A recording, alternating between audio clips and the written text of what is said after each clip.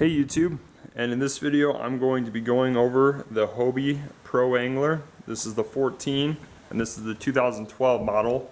A lot of the customizations that I'm going to show you could be applied to the newer models as well. The newer models, the big change that they made was they have a flush mount tackle box storage instead of this one here that's raised with a cutting board, and they also have a different seat that's called the Vantage seat on the newer ones. On this kayak here, I will be showing you things that you can customize on it and how you can go about transporting it, which is a big challenge for many people. One of the methods I have for transporting it is a really cool device that you can see here.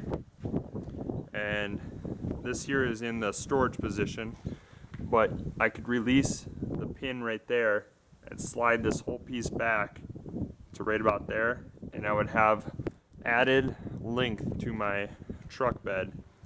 These here are actually available in the video description for sale, and so you can find them. They'll come without the Nerf protectors, so you can buy the Nerf noodles, which look like those right there. You can buy those for $1.88 at Walmart, and then you can just slide them over. And this here is probably the quickest way to transport the Hobie Pro Angler. I challenge pretty much anyone to come up with a quicker way to transport it, other than having a longer bed pickup truck. So I currently have just a 5.5 foot bed, but with this here, I'm able to have just about 2 feet or so of space that's not supported behind this.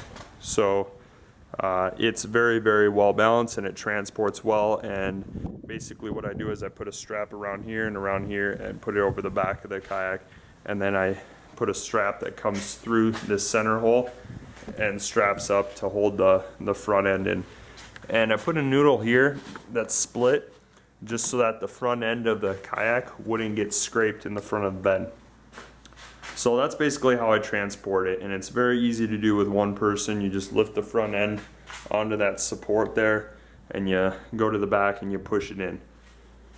So one of the other modifications on this amazing Angler kayak, I'd say this is probably the best Angler kayak on the market.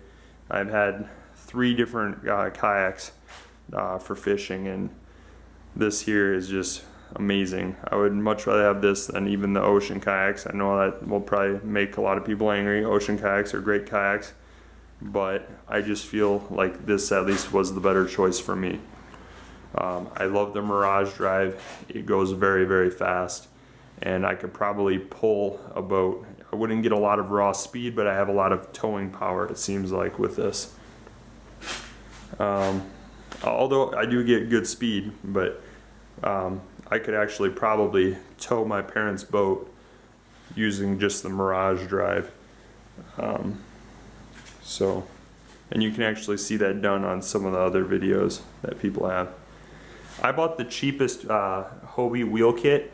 I figured if the wheels broke, the frames are very similar, and so I could end up swapping out the wheels later on with a little bit tougher ones that maybe would do better on, rougher terrain. I bought a seat. This is a skipper seat, and I got it at Walmart, and it was about 30 bucks. It has very nice padding, nice support. The bottom is a plastic ABS. It's pretty rigid, and it has several areas for mounting. What I'm going to do is I'm thinking about maybe mounting it in this position here, and you might think that's pretty far back. It might end up sinking, and basically my answer to that is I've actually stood on the back of there, and I'm about 180 pounds, and water didn't come over the back of the boat, and so I feel like that actually wouldn't be too bad of a place. I'm just probably gonna have my girlfriend on the back there, and so she doesn't weigh that much, and so she'll probably be pretty comfortable there. Another option for mounting the seat would be to be able to drop it have like posts that come out, kind of like the cart, and have it be able to drop down into these posts. And then you'd have a seating position that would be similar to this, where you'd be back to back. Now, you have to watch out here though, because depending on where you mount the post, if you were to do this position for the seat, you would be blocking the twist and seal hatch. So if I were to put the post on the back and mount them here to where it was about like that, then I would be blocking there.